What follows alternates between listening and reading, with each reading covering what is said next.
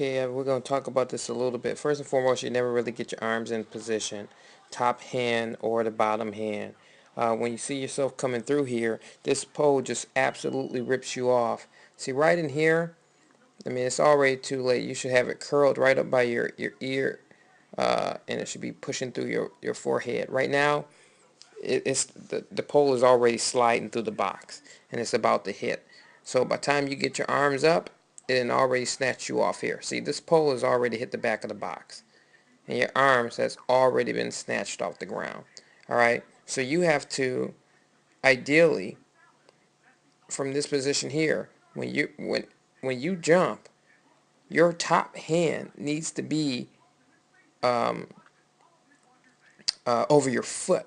All right, we're going to zoom in here just a little bit. Okay, so if you notice here, your top hand first and foremost is bent. All right, so right in there, it shouldn't even be bent. All right, that baby should still be straight. I'm going to back it up just a few clips here the other way. So this arm already needs to be straight. So you already are missing out on the fact that you don't have a high pole angle. All right. Let me zoom out just a little bit more.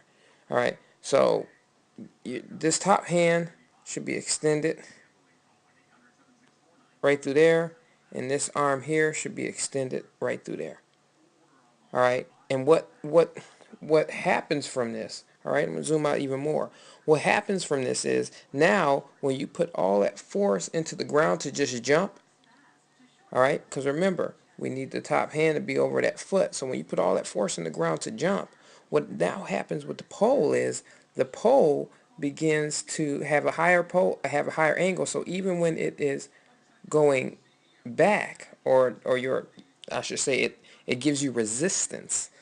It's still an upward kind of resistance, if that makes any sense. So the pole is still moving up. All right, the pole is still moving up. So right now, when this pole hits, it should hit here. It should be here when it hits, and then here. I mean, slightly lower, but there as you jump, and then as you start to go through, the pole will start to have a bend to it. All right. So, but here we have to get those arms into position. All right. We have to get you comfortable with taking off. There's no way you should be inside 9 feet. Absolutely no way. All right. So always check, do the little check system, see exactly where you need to contact the ground. We may even start putting some sort of target down here.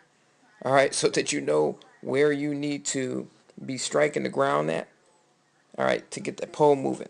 All right, so when you see this, it's going to straight just yank you off the ground, and now you try to just salvage the jump. And you can tell, all right, whenever you are coming down and you are going into the box, you can always tell if you had the correct energy going vertically.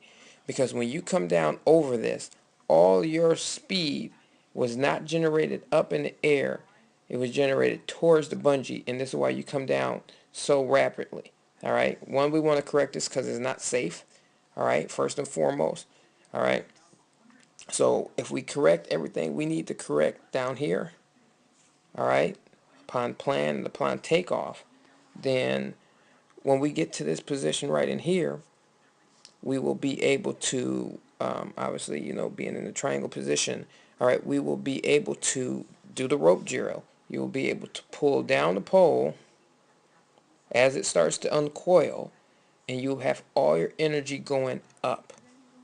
All right, having all your energy going up, and this in turn will allow you to just let your feet drop over the bungee or over the bar and come down safely into the pit. All right, safely into the pit. So it absolutely should feel like the high jump when you go vertical. When you go vertical, all the energy goes up here. It starts to slow down right in time to clear the bar and then come down safely into the mat. When you're coming over and you're coming into the bungee or the bar like that, you're going to just go straight out of the box. All right. So we have to really make sure that we're doing what we need to do, again, down here. really emphasize that, because we need to line your hands up. We need to make sure that you done checked everything off, where you're gripping, where you need to take off, and we need to put the emphasis on making sure that once we get here, all the energy goes straight down into the ground, over the top hand, so that all your energy can go vertical.